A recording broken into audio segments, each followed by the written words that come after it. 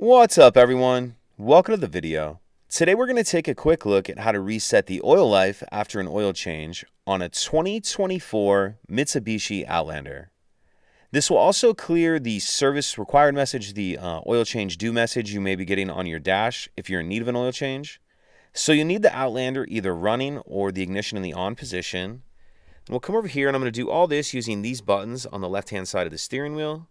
So the first thing I'm going to do is scroll left or right and keep scrolling left or right until we get to the settings menu, the one that looks like a little gear. Once we have this screen up, I'm going to press the OK button, which is this silver button. I'm going to press that in. That's going to take us to this menu, the settings menu.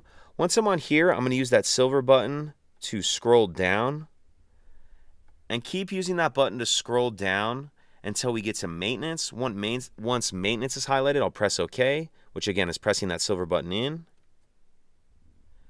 That's going to take us to this screen, and we want oil control system highlighted, and then we'll press OK again.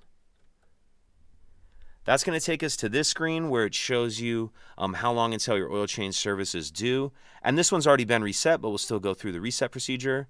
So once you have this screen up, we're going to press OK. And then it's asking, do you want to confirm reset?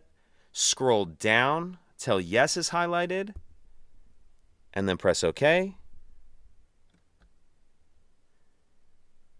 And then if it was not already, it would have been reset back to 9942. If you have any questions, please let me know. If you could take a second to like and subscribe, it helps us out, and I'd appreciate it. Thank you.